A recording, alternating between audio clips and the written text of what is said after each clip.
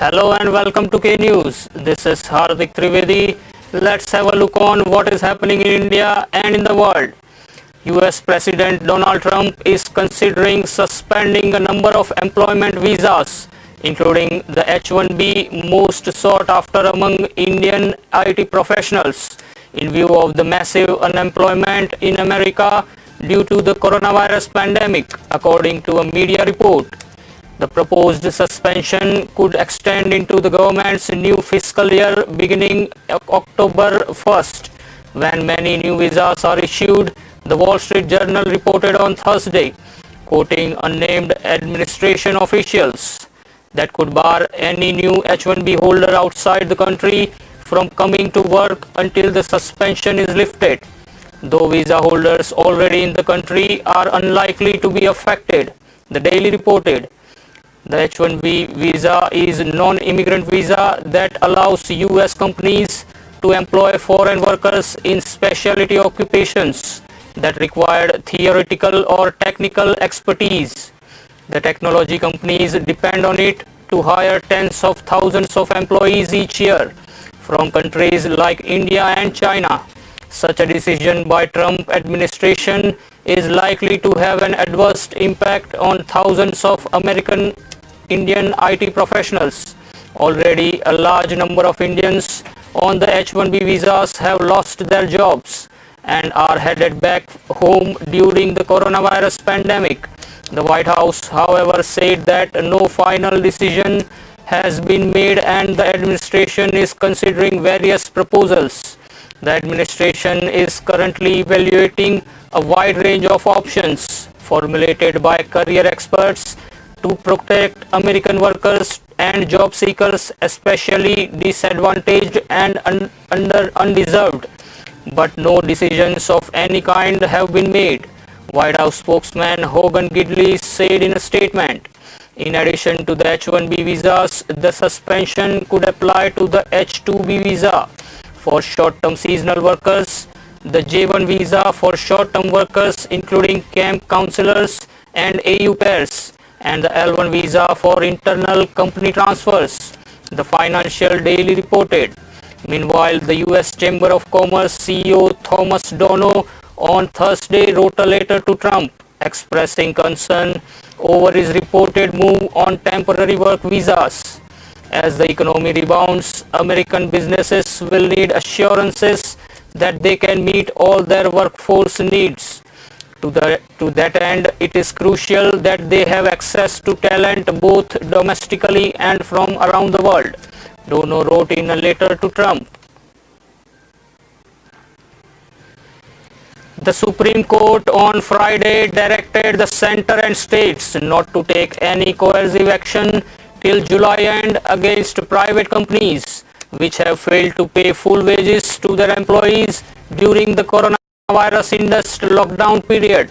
A bench of Justices Ashok Bhushan, Sanjay Kishan Kaul and M.R. Shah said industries and employees need each other and they should sit together to arrive at a settlement on the issue of payment of wages. The bench, which passed an order in the matter, asked the state government to facilitate such settlement process and file its reports within the labor commissions concerned.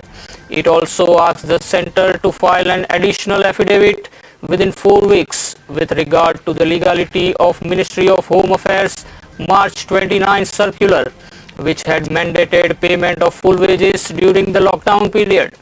The bench posted the petitions filed by various companies against the March 29 circular for further hearing in last week of July.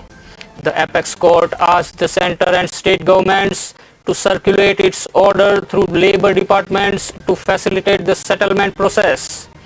The Ministry of Home Affairs, in its March 29 circular, had asked all employers to make payment of wages to their workers without any deduction for the period their establishment were under closure during the lockdown to contain COVID-19. The Secretary of Labor and Employment had also written to the Chief Secretaries of States to advise employers not to terminate employees from their jobs or reduce their wages amid the challenging situation of the pandemic. Attorney General K.K. Venugopal, appearing for the centre, had earlier told the court that as the people were migrating after the lockdown, the government came out with the notification to ensure that the workers are paid to help them. The top law officer had referred to the provisions of the National Disaster Management Act to argue the validity of the March 29 circular. The centre had also filed an affidavit justifying its March 29 direction, saying that the employers claiming incapacity in paying salaries must be directed to furnish their audited balance sheets and accounts in the court. The government had said that the March 29 directive was a temporary measure to mitigate the financial hardship of employees and workers, especially contractual and casual, during the lockdown period, and the directions have been revoked by the authority with effect from May 18. Government is at its full hand to help laborers in this difficult time of pandemic. But at the same time, industries are also suffering in terms of manufacturing, production and selling. Official figures show that the British economy shrank by a colossal 20.4% in April, the first full month that the country was in its coronavirus lockdown. The Office of National Statistics said Friday that all areas of the economy were hit, in particular pubs, education, health and car sales. Jonathan Atho, Deputy National Statistician for Economic Statistics, said April fall is the biggest the UK has ever seen and almost 10 times larger than the steepest pre-COVID-19 fall. April's decline follows a 5.8% contraction in March. In April, the economy was about a quarter smaller than it was in February. The UK was put into lockdown on March 23 and restrictions are slowly being eased. On Monday, non-essential shops such as department stores and electronic retailers are due to reopen. The Supreme Court Friday asked the centre and the airline companies to discuss modalities for full refund of tickets for domestic and international flights, which were cancelled following the COVID-19 lockdown. A bench of Justices Ashok Bhushan, S.K. Kaul and M.R. Shah asked the centre to take a stand on the issue and work out ways for full refund.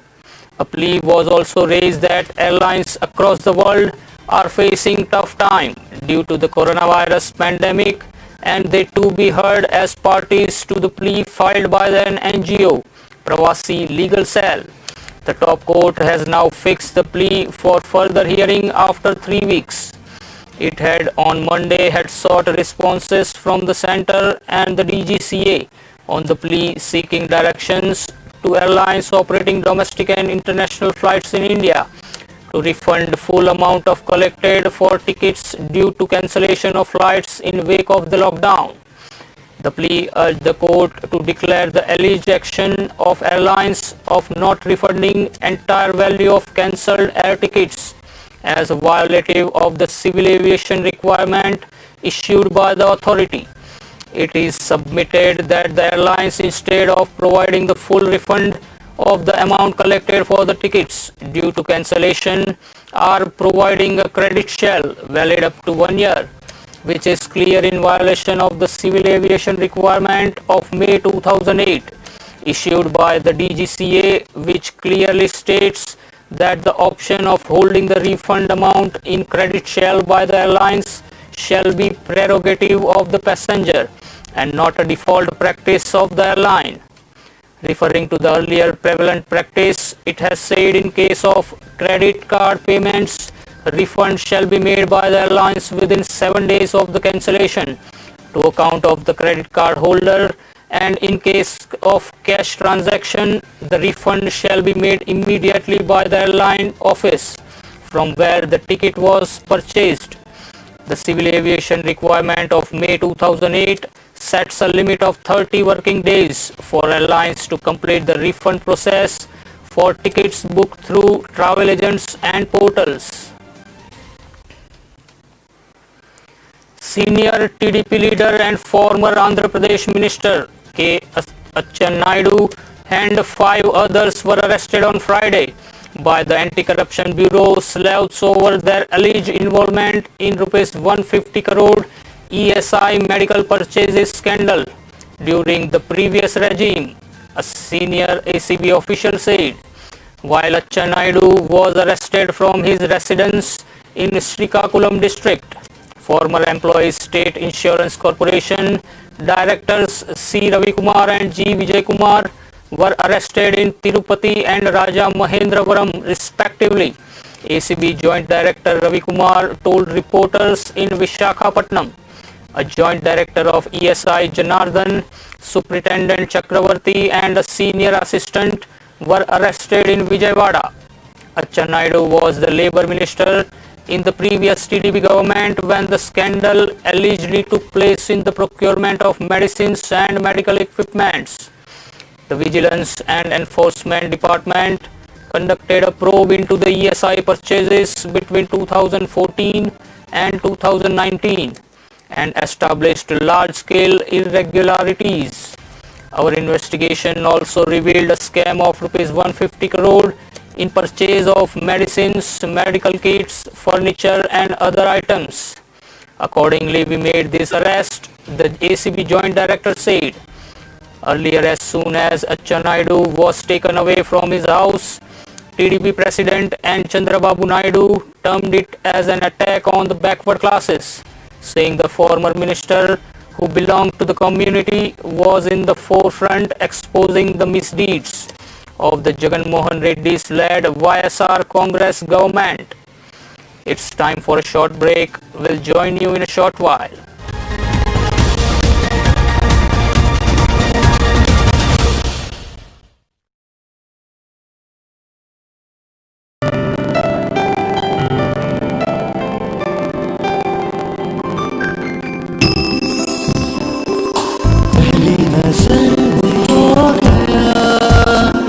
Deewana Deewana Deewana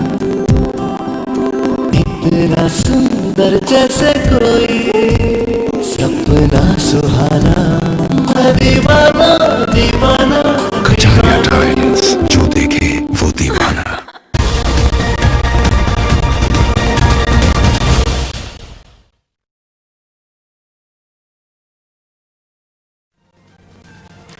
Welcome back to K News and thank you for watching. Let's continue the streak of news. Democracy is being destroyed by Prime Minister Narendra Modi and Amit Shah at a time the country is fighting coronavirus. Rajasthan Chief Minister Ashok Gehlot said today, alleging attempts to topple his government by the BJP. The Chief Minister said even when the world was battling the virus crisis, the BJP was busy bringing the Congress government in Madhya Pradesh down.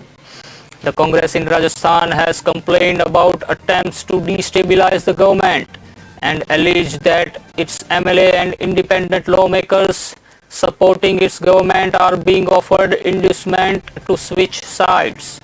Since last year, the Congress has lost power in 2 big states, Karnataka and Madhya Pradesh, after multiple defections led to the BJP taking power. Turmoil in Rajasthan has peaked over elections to 3 Rajya Sabha seats on June 19. Sachin Pilot, the Deputy Chief Minister and Rajasthan Congress Chief, said the party had enough numbers to win 2 of the seats and no one is leaving the party. We have the numbers to win both the Rajya Sabha seats. We have the support of independents. There should be no speculation that we don't have numbers to win. On Congress MLAs being put up in resorts apparently away from the reach of the BJP, Mr. Pilot claimed we have got together at these hotels as we have not met for 3 months. The Congress has 107 MLAs, including 6 from Mayawati's BSP, who switched last year.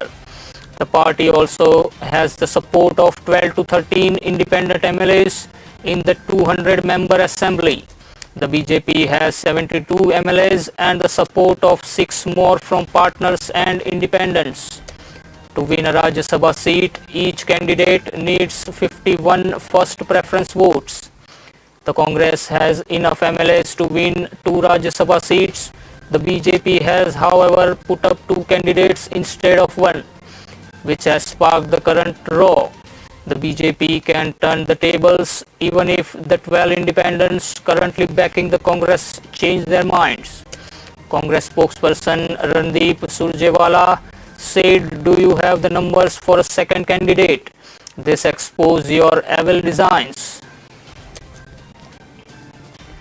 There will be no late fee for those who have no tax liability and have not filed returns between July 2017 and January 2020. The government announced today while easing compliance rules for GST compliance norms at its first meeting since the nationwide lockdown was implemented to prevent the spread of COVID-19 pandemic. Finance Minister Nirmala Sitharaman also ruled out any tax increase. States said this is not the time to increase taxes, and so we deferred all proposals to increase taxes, Ms. Sitharaman said. The government decided to defer increasing GST on textile and garments, fertilizers and footwear was as all GST council members felt lockdown has just been lifted. The government also reduced interest on late GST filing for small businesses with a turnover up to 5 crore from 18% to 9% for furnishing late returns for months of February, March and April.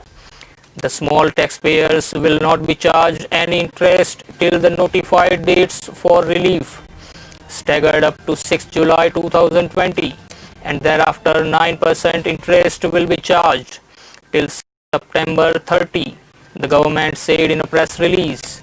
In wake of COVID-19 pandemic, for taxpayers having aggregate turnover up to 5 crore, further relief was provided by waiver of late fees and interest if the returns in Form GSTR 3B for the supplies affected in the months of May, June and July 2020 are furnished by September 2020, the release said. Defense Minister Rajnath Singh on Friday held a meeting with Chief of Defense Staff General Bipin Rawat and the Services Chief for reviewing situation in Ladakh. The meeting comes on the heels of repeated dialogue between India and China, who have attempted to resolve the border row with continuing diplomatic and military engagements for an early resolution of the standoff between border troops, according to the officials from External Affairs Ministry. A day earlier, people familiar with developments confirmed the build-up of Chinese forces extended to Sikkim and Arunachal Pradesh. Earlier this week, the two sides began what Indian officials described as a limited military disengagements at 3 hotspots along contested line of actual control, Galwan Valley Patrolling Point 15 and Hot Springs in eastern Ladakh, which has been focus of the tensions. However, last month's violent confrontations between Indian and Chinese soldiers in eastern Ladakh and North Sikkim triggered a military build-up on both sides. LSC has stretched from Ladakh to Uttarakhand, Sikkim and Arunachal Pradesh, two senior officers said on condition of anonymity on Thursday. One Indian farmer has been killed and at least 3 more are injured in firing by Nepal police during an altercation with Indian farmers across the border at Sitamarhi district in Bihar. The incident comes at a time of continued tension between the two South Asian neighbors over conflicting territorial claims. 25 years old farmer Vikesh Kumar Rai was killed and 2 others, Umesh Ram and Uday Thakur, received bullet injuries while working in an agriculture field in firing by Nepal security forces, said locals. Another person, Lagan Rai, is said to have been detained by the Nepali police across the Libandi-Janki Nagar border in Pipra Parsain Panchayat under Sonbarsha police station in Bihar. According to another account by the Director General of Sashastra Seema Bal, Kumar Rajesh Chandra, the incident took place at around 8:40 am on Friday when a family going to Nepal was stopped and asked to return by Nepali security personnel at the border. This, he says, led to a verbal altercation. Chandra told that the Nepal security personnel fired around 15 rounds of ammunition, including 10 in the air.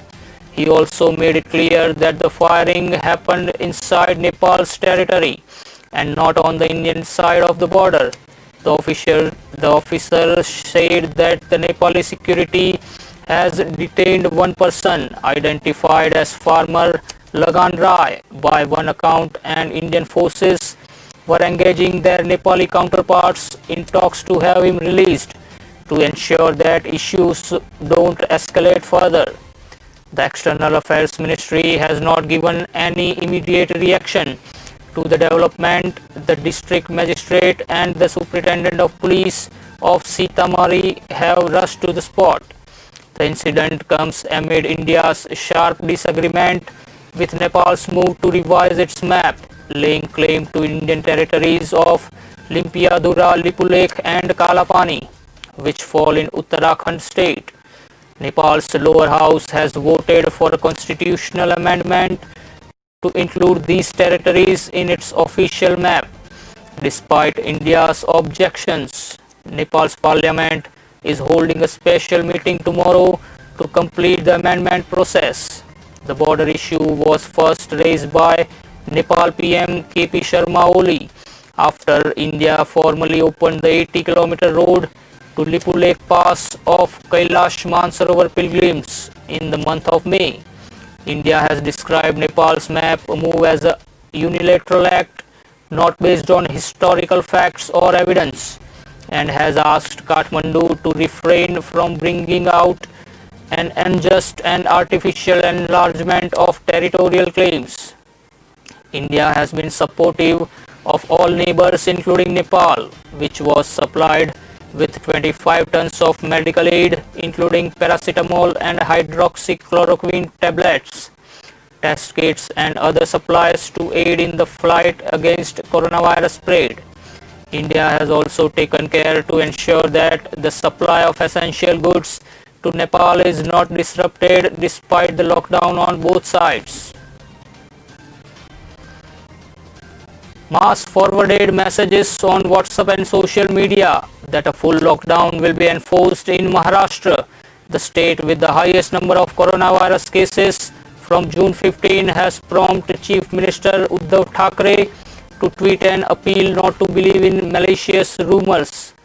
Maharashtra on May 31 announced its Mission Begin Again plan that allowed outdoor activities from 5 am to 7 pm and shops to reopen between 9 am and 5 pm while maintaining safety guidelines and social distancing practice.